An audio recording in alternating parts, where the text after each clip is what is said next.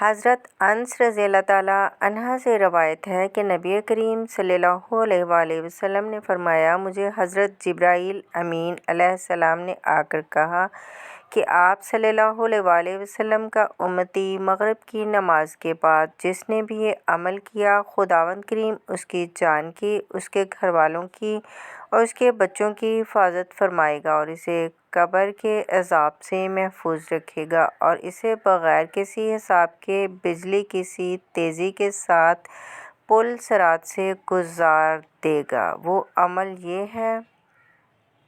بسم اللہ الرحمن الرحیم۔ السلام علیکم ورحمۃ اللہ۔ محترم ناظرین، حضرت عبداللہ بن مسعود رضی اللہ تعالیٰ عنہ سے روایت ہے، انہوں نے کہا، حضور اقدس صلی اللہ علیہ وآلہ وسلم نے عشاء کی نماز ادا کی اور پھر حضرت عبداللہ بن مسعود رضی اللہ تعالیٰ عنہ کا ہاتھ پکڑا اور چلتے ہوئے آپ بطحا کی طرف نکل گئے۔ پھر آپ صلی اللہ علیہ وآلہ وسلم نے حضرت عبداللہ بن مسعود رضی اللہ تعالیٰ عنہ کو بٹھایا اور ان کے گرد ایک دائرہ کھینچ دیا اور فرمایا، یہاں سے باہر نہ نکلنا یہاں تک کہ تمہارے پاس کچھ لوگ آئیں گے، تم ان سے کلام نہ کرنا، وہ بھی تم سے کلام نہیں کریں گے۔ پھر آپ صلی اللہ علیہ وآلہ وسلم نے جدھر کا ارادہ فرمایا ادھر چلے گئے۔ اس دوران میں اپنے دائرے میں بیٹھا رہا جبکہ کچھ لوگ میرے پاس آئے، گویا کہ وہ اپنے بالوں اور جسم کے اعتبار سے جٹ تھے نہ رہے، انہوں نے لباس پہنا ہوا تھا اور نہ ہی وہ برہنہ معلوم ہوتے تھے۔ وہ میری طرف آئے، وہ اس خط نما دائرے کو پار نہ کر سکے، پھر وہ حضور اکرم صلی اللہ علیہ وآلہ وسلم کی طرف چلے گئے یہاں تک کہ رات کا آخری حصہ آ گیا۔ وہ لوگ واپس نہ آئے، البتہ حضور اقدس صلی اللہ علیہ وآلہ وسلم میرے پاس تشریف لے آئے، اس حال میں کہ میں بیٹھا ہوا تھا۔ پھر آپ نے مجھ سے فرمایا، میں رات بھر سے سویا نہیں ہوں۔ پھر حضور کریم صلی اللہ علیہ وآلہ وسلم میرے پاس اس حصار میں داخل ہوئے اور میرے زانوں پر سر مبارک رکھ کر آرام فرما ہو گئے۔ آپ جب آرام فرما ہوتے تو تیز سانسوں کی آواز آتی تھی۔ اسی دوران جب میں بیٹھا ہوا تھا اور آپ صلی اللہ علیہ وآلہ وسلم میرے زانوں پر سر مبارک رکھ کر آرام فرما ہو گئے، اس دوران سفید لباس میں ملبوس کچھ لوگ آئے۔ ان کے حسن و جمال کا عالم تو اللہ تعالیٰ ہی بہتر جانتا ہے۔ ان کے آنے کی انتہا ہمارے پاس ہوئی۔ ان میں سے ایک گروہ حضور نبی کریم صلی اللہ علیہ وآلہ وسلم کے سر مبارک کی طرف آ کر کھڑا ہو گیا اور ایک گروہ آپ کے مبارک قدموں کی طرف آ کر کھڑا ہو گیا۔ پھر انہوں نے آپس میں کہا، میں نے آج تک کوئی بھی نبی ایسا نہیں دیکھا جتنی عنایت اس نبی پر ہوئی ہے۔ ان کی دونوں آنکھیں سو جاتی ہیں لیکن ان کا دل جاگتا رہتا ہے۔ انہوں نے آپ صلی اللہ علیہ وآلہ وسلم کی مثال یہ دی کہ جیسے ایک سردار نے لوگوں کو اپنے کھانے اور پینے کی طرف بلایا۔ جن لوگوں نے ان کی دعوت قبول کی تو اس کا کھانا کھایا اور اس کی سبیل سے پانی پیا، اور جس نے اس کی دعوت قبول نہ کی تو اس نے عذاب پایا۔ پھر وہ لوگ چلے گئے۔ پھر حضور اقدس صلی اللہ علیہ وآلہ وسلم اس وقت نیند سے بیدار ہوئے تو کہنے لگے، جو انہوں نے کہا وہ تم نے سنا، اور کیا تم جانتے ہو کہ وہ کون لوگ تھے؟ میں عبداللہ بن مسعود نے عرض کیا کہ اللہ تعالیٰ اور اس کے رسول صلی اللہ علیہ وآلہ وسلم سب سے زیادہ اور بہتر جانتے ہیں۔ آپ نے ارشاد فرمایا، وہ ملائکہ تھے، اور تو جانتا ہے کہ انہوں نے کس چیز کے ساتھ مثال دی؟ میں نے عرض کیا، اللہ تعالیٰ اور اس کے رسول صلی اللہ علیہ وآلہ وسلم سب سے زیادہ اور بہتر جانتے ہیں۔ آپ نے فرمایا، انہوں نے اللہ رحمان تبارک و تعالیٰ کی مثال دی کہ اللہ تعالیٰ نے جنت بنائی اور اپنے بندوں کو اس کی طرف بلایا، جس نے دعوت قبول کی وہ جنت میں داخل ہوئے اور جس نے دعوت قبول نہ کی اس نے سزا پائی۔ سنن ترمذی کتاب الامثال۔ حضرت انس بن مالک رضی اللہ تعالیٰ عنہ سے روایت ہے، ایک مرتبہ ہم جب حضور اقدس صلی اللہ علیہ وآلہ وسلم کے ساتھ تھے تو آپ مسکرائے یہاں تک کہ آپ کی داڑھ مبارک ظاہر ہو گئی۔ آپ نے فرمایا کیا تم جانتے ہو کہ میں کیوں مسکرایا؟ صحابہ کرام رضوان اللہ تعالیٰ علیہ اجمعین نے عرض کیا اللہ تعالیٰ اور اس کے رسول صلی اللہ علیہ وآلہ وسلم سب سے زیادہ بہتر جانتے ہیں۔ آپ نے فرمایا جب بندہ قیامت کے دن کو اپنے رب سے حجت بازی کرے گا تو اس وقت اللہ سے کہے گا کہ آپ نے مجھے ظلم سے نجات نہیں دی تھی؟ اللہ فرمائے گا کیوں نہیں؟ تو بندہ کہے گا کہ صرف میرے جسم سے ہی گواہی لی جائے تو اسے کہا جائے گا ٹھیک ہے، آج کے دن تیرے لیے تیرا نفس ہی کافی ہے اور تجھ پر تیرا نفس ہی معتبر ہے، چنانچہ اس کے منہ پر مہر لگا دی جائے گی اور اس کے اعضاء سے کہا جائے گا کلام کرو تو وہ اس کے اعمال کے بارے میں سب کچھ بتائیں گے۔ پھر اس کے درمیان اور اس کے کلام کے درمیان سے رکاوٹ ہوگی جو منہ سے مہر ہٹا دی جائے گی تو وہ اپنے اعضاء سے کہے گا تم غارت ہو، تمہیں ہی تو بچانے کے لیے میں جھگڑ رہا تھا۔ تفسیر ابن ابی حاتم تحت سورہ نور آیت نمبر 26۔ حضرت انس رضی اللہ تعالیٰ عنہ مرفوعہ روایت کرتے ہیں کہ جس نے یکم رجب کو مغرب کی نماز کے بعد 20 رکعت پڑھیں دو دو کر کے، ہر رکعت میں سورۃ فاتحہ کے بعد ایک مرتبہ سورۃ اخلاص پڑھے اور سلام پھیر دے۔ آپ صلی اللہ علیہ وآلہ وسلم نے فرمایا کیا تم جانتے ہو کہ اس کا کیا اجر ہے جو مجھے حضرت جبرائیل امین علیہ السلام نے آ کر بتایا؟ ہم نے عرض کیا اللہ تعالیٰ اور اس کے رسول صلی اللہ علیہ وآلہ وسلم سب سے زیادہ بہتر جانتے ہیں۔ آپ صلی اللہ علیہ وآلہ وسلم نے فرمایا اللہ تعالیٰ اس کی جان کی، اس کے گھر والوں کی اور اس کے بچوں کی حفاظت فرمائے گا اور اسے قبر کے عذاب سے محفوظ رکھے گا اور اسے بغیر کسی حساب کے بجلی کسی تیزی کے ساتھ پل صراط سے گزار دے گا۔ عسقلانی صفحہ نمبر 13۔ حضرت انس بن مالک رضی اللہ تعالیٰ عنہ سے روایت ہے انہوں نے کہا کہ میں حضور اکرم صلی اللہ علیہ وآلہ وسلم کی خدمت میں ایک حلقہ میں بیٹھا ہوا تھا، ایک آدمی کھڑا ہو کر نماز ادا کر رہا تھا، چنانچہ جب اس نے رکوع اور سجدہ ادا کر لیا اور تشہد مکمل کر لیا تو اس نے اپنی دعا میں یہ کلمات ادا کیے اللہم انی اسألوک بأن لک الحمد لا الہ الا انت المنان بدیع یا ذا الجلال والاکرام یا حی یا قیوم۔ تو حضور اقدس صلی اللہ علیہ وآلہ وسلم نے اپنے صحابہ کرام رضوان اللہ تعالیٰ علیہم اجمعین سے ارشاد فرمایا تم جانتے ہو کہ اس نے کس چیز کے ساتھ دعا مانگی ہے؟ صحابہ کرام نے عرض کیا اللہ تعالیٰ اور اس کے رسول صلی اللہ علیہ وآلہ وسلم سب سے زیادہ بہتر جانتے ہیں۔ آپ نے ارشاد فرمایا مجھے اس ذات کی قسم جس کے ہاتھ میں میری جان ہے، اس نے اللہ تعالیٰ کے سب سے بڑے نام کے ساتھ دعا کی، جب بھی اس نام کے ساتھ دعا کی جائے تو اللہ تعالیٰ قبول فرماتا ہے اور جب بھی اس نام کے ساتھ مانگا جائے گا تو اللہ تعالیٰ عطا فرماتا ہے۔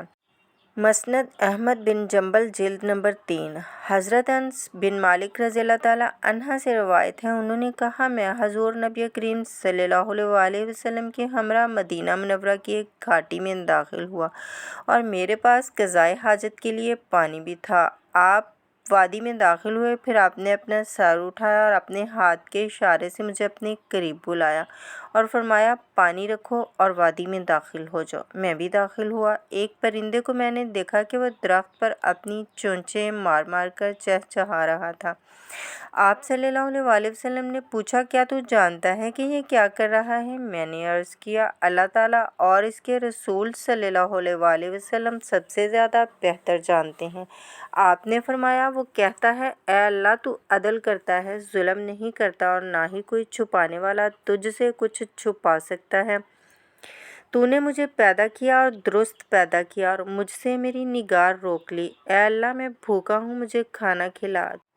تو ایک ٹڈی آئی اور اس کی چونچ میں داخل ہو گئی تو اس نے اس پر منہ بند کر لیا، پھر وہ اپنی چونچ مارنے لگا۔ آپ صلی اللہ علیہ وآلہ وسلم نے فرمایا کیا تو جانتا ہے کہ یہ اب کیا کہہ رہا ہے؟ میں نے عرض کیا اللہ تعالیٰ اور اس کے رسول صلی اللہ علیہ وآلہ وسلم سب سے زیادہ بہتر جانتے ہیں۔ آپ نے ارشاد فرمایا وہ کہتا ہے جو اللہ تعالیٰ پر بھروسہ رکھتا ہے اللہ تعالیٰ اسے نہیں بھولتا، اور جو اللہ تعالیٰ کو بھول گیا اس نے خطا کی۔ اس دن کے بعد وہ مایوس ہوگا۔ رزق بذات خود اپنے تلاش کرنے والے سے زیادہ اسے تلاش کرتا ہے۔ ابو سعید السکاش سبحانی، صفحہ نمبر 39۔ حضرت ابو طلحہ رضی اللہ تعالیٰ عنہ سے روایت ہے کہ حضرت ابو طلحہ حضرت انس کی والدہ کو ام سلیم کے دوسرے شوہر نے ام سلیم سے کہا، میں نے آج حضور نبی کریم صلی اللہ علیہ وآلہ وسلم کی آواز مبارک میں کچھ کمزوری محسوس کی ہے۔ میرے خیال میں آپ پر بھوک کی کیفیت ہے، کیا تمہارے پاس کھانے پینے کے لیے کوئی چیز ہے؟ حضرت ام سلیم نے کہا، ہاں۔ یہ کہہ کر انہوں نے جو کی چند روٹیاں نکالیں، پھر اپنی اوڑھنی لی اور اس میں ان روٹیوں کو لپیٹا اور چھپا کر میرے ہاتھ دے دیں، اور اس اوڑھنی کا کچھ حصہ مجھے اڑا دیا۔ اس کے بعد مجھے رسول اللہ صلی اللہ علیہ وآلہ وسلم کے پاس بھیج دیا۔ حضرت انس رضی اللہ تعالیٰ عنہ کہتے ہیں، میں گیا تو حضور اقدس صلی اللہ علیہ وآلہ وسلم مسجد میں تشریف فرما تھے۔ آپ کے ہمراہ صحابہ کرام بھی تھے۔ میں ان کے پاس جا کر کھڑا ہو گیا تو حضور صلی اللہ علیہ وآلہ وسلم نے مجھے ارشاد فرمایا، کیا تجھے ابو طلحہ نے بھیجا ہے؟ میں نے عرض کیا، جی ہاں۔ آپ صلی اللہ علیہ وآلہ وسلم نے ارشاد فرمایا، کھانا دے کر بھیجا ہے؟ میں نے عرض کیا، جی ہاں۔ تو حضور نبی کریم صلی اللہ علیہ وآلہ وسلم نے اپنے ساتھ موجود صحابہ کرام رضوان اللہ تعالیٰ علیہم اجمعین سے فرمایا، اٹھو چلو ابو طلحہ کے گھر چلیں۔ یہ فرما کر آپ ان لوگوں کے ہمراہ چل پڑے۔ میں بھی آپ کے آگے آگے چل پڑا اور ابو طلحہ کے پاس پہنچ کر آپ کی تشریف آوری کی خبر دی۔ ابو طلحہ نے ام سلیم سے کہا، حضور اقدس صلی اللہ علیہ وآلہ وسلم تشریف لا رہے ہیں اور اتنا کھانا نہیں کہ ہم انہیں کھلا سکیں۔ ام سلیم نے کہا، اللہ تعالیٰ اور اس کے رسول صلی اللہ علیہ وآلہ وسلم سب سے زیادہ بہتر جانتے ہیں۔ ابو طلحہ حضور نبی کریم صلی اللہ علیہ وآلہ وسلم کے استقبال کے لیے گھر سے باہر نکلے۔ حضور اکرم صلی اللہ علیہ وآلہ وسلم سے ملاقات کی، پھر آپ کے ہمراہ آئے تو آپ صلی اللہ علیہ وآلہ وسلم نے فرمایا، ام سلیم جو کچھ تمہارے پاس ہے وہی لے آؤ۔ ام سلیم کے پاس وہی روٹیاں تھیں جو آپ صلی اللہ علیہ وآلہ وسلم کے پاس بھجوائی تھیں، وہی لے کر حاضر خدمت ہو گئیں۔ حضور اقدس صلی اللہ علیہ وآلہ وسلم نے حضرت ابو طلحہ سے فرمایا، ان روٹیوں کا چورا کرو۔ چنانچہ ان روٹیوں کا چورا کر دیا گیا۔ ام سلیم نے گھی میں سے گھی نچوڑا جو کہ سالن کا کام دینے لگا۔ پھر اس میں اللہ کے نبی کریم صلی اللہ علیہ وآلہ وسلم نے جو اللہ تعالیٰ نے چاہا وہ پڑھا۔ اس کے بعد آپ نے 10 لوگوں کو بلا کر کھانے کی اجازت دی۔ وہ آئے، انہوں نے پیٹ بھر کر کھایا۔ پھر جب یہ گیا تو اور 10 آدمی آ گئے، یہاں تک کہ تمام لوگوں نے پیٹ بھر کر کھایا۔ اس طرح یہ 70 یا 80 آدمی تھے جنہوں نے پیٹ بھر کر کھانا کھا لیا۔ صحیح بخاری۔ حضرت ابو ذر رضی اللہ تعالیٰ عنہ سے روایت ہے کہ حضور صلی اللہ علیہ وآلہ وسلم احد کی طرف تشریف لے گئے۔ حضرت ابو ذر بھی آپ کے پیچھے پیچھے چلے تو حضور صلی اللہ علیہ وآلہ وسلم نے حضرت ابو ذر کی طرف توجہ فرمائی اور ارشاد فرمایا، اے ابو ذر۔ ابو ذر نے عرض کیا، جی حضور، میں آپ پر فدا، حاضر خدمت ہوں۔ آپ صلی اللہ علیہ وآلہ وسلم نے ارشاد فرمایا، دنیا میں کثرت مال والے قیامت میں کتنی قلت والے ہوں گے؟ میں نے عرض کیا، اللہ تعالیٰ اور اس کے رسول صلی اللہ علیہ وآلہ وسلم سب سے زیادہ بہتر جانتے ہیں۔ آپ نے ارشاد فرمایا، سوائے اس کے جو اپنے مال کو ایسے اور ایسے اپنے سامنے سے، اپنے دائیں بائیں اور پیچھے سے خرچ کرے۔ پھر آپ احد پہاڑ کی طرف چلے۔ ایک جگہ پھر آپ رکے اور مجھے ارشاد فرمایا، اے ابو ذر، میرے آنے تک یہیں ٹھہرے رہنا۔ اس کے کچھ دیر بعد میں نے آپ صلی اللہ علیہ وآلہ وسلم کی آواز سنی تو آپ کی طرف جانے کا ارادہ کیا تو مجھے آپ کا حکم یاد آ گیا کہ میرے آنے تک یہیں ٹھہرے رہنا۔ چنانچہ آپ صلی اللہ علیہ وآلہ وسلم کچھ دیر بعد تشریف لائے تو میں نے عرض کیا کہ آپ کی آواز سن کر میں نے آپ کے پاس آنے کا ارادہ کر لیا تھا۔ آپ نے ارشاد فرمایا، وہ تمام جہانوں کے پالنے والے کی طرف سے پیغام رساں حضرت جبرائیل امین علیہ السلام میرے پاس آئے تھے۔ انہوں نے مجھے کہا، آپ کو آپ کی امت میں سے اس شخص کے لیے خوشخبری ہو جس نے اخلاص کے ساتھ گواہی دی کہ اللہ تعالیٰ کے سوا کوئی معبود نہیں ہے۔ اس کے بعد آپ نے اللہ تعالیٰ کا بہت زیادہ ذکر خیر فرمایا۔ جب آپ مدینہ منورہ واپس تشریف لے آئے تو آپ صلی اللہ علیہ وآلہ وسلم نے فرمایا، جاؤ اور میرے لیے ابو درداء کو بلا لاؤ۔ چنانچہ ابو درداء آئے تو آپ صلی اللہ علیہ وآلہ وسلم نے انہیں حکم فرمایا کہ اس بات کی لوگوں کو خوشخبری پہنچا دو۔ حضرت عمر بن خطاب رضی اللہ تعالیٰ عنہ نے انہیں واپس موڑ لیا اور عرض کیا کہ اس طرح تو لوگ صرف اسی کلمہ لا الہ الا اللہ پر انحصار کر لیں گے اور عمل کرنا چھوڑ دیں گے۔ حضور صلی اللہ علیہ وآلہ وسلم نے فرمایا، اللہ تعالیٰ تجھے ہدایت پر قائم رکھے۔ ابو بکر کتبی، حدیث نمبر 273۔